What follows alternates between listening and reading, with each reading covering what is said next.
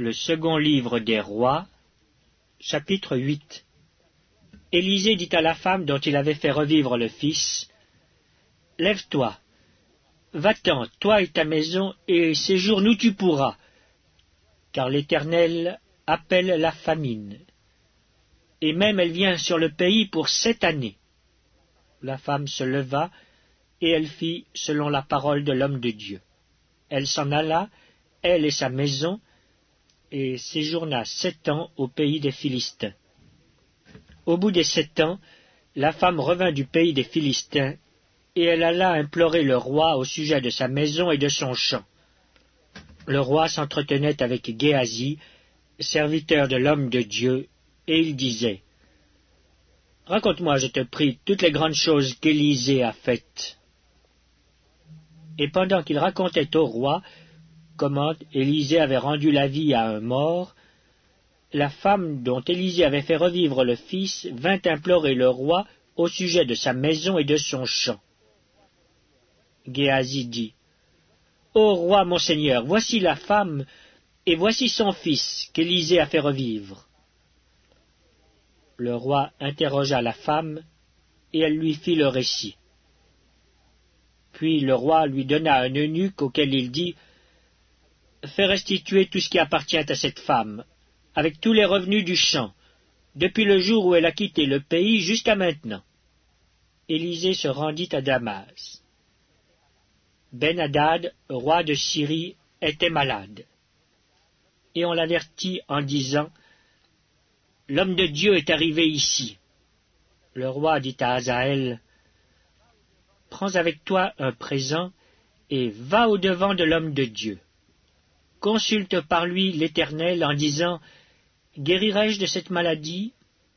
Hazaël alla au-devant d'Élisée, prenant avec lui un présent, tout ce qu'il y avait de meilleur à Damas, la charge de 4 chameaux. Lorsqu'il fut arrivé, il se présenta à lui et dit, « Ton fils Ben-Hadad, roi de Syrie, m'envoie vers toi pour dire, « Guérirai-je de cette maladie ?»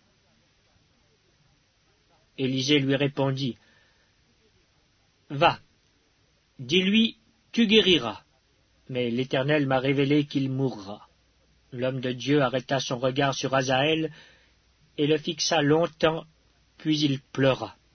Hazaël dit, « Pourquoi mon Seigneur pleure-t-il » Et Élisée répondit, « Parce que je sais le mal que tu feras aux enfants d'Israël.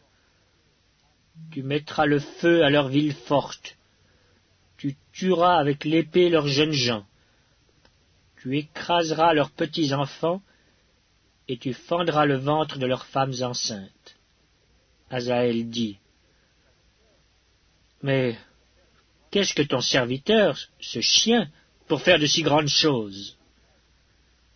Et Élisée dit, « L'Éternel m'a révélé que tu seras roi de Syrie. » Hazaël quitta Élisée et revint auprès de son maître qui lui dit, « Que t'a dit Élisée ?»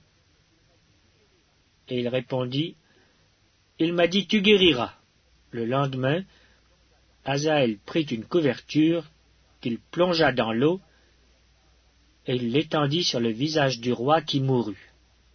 Et Hazaël régna à sa place. La 5e année de Joram, fils d'Akab, roi d'Israël, Joram, fils de Josaphat, roi de Juda, régna.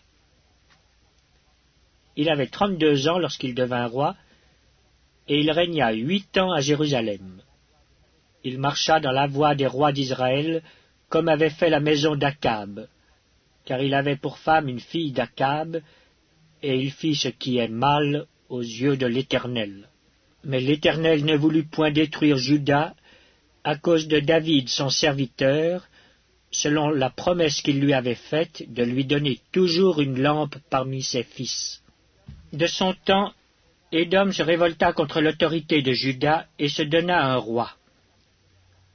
Joram passa à Tsaïr avec tous ses chars.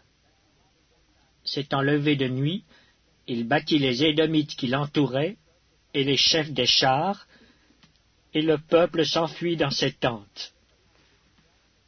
La rébellion d'Édom contre l'autorité de Juda a duré jusqu'à ce jour.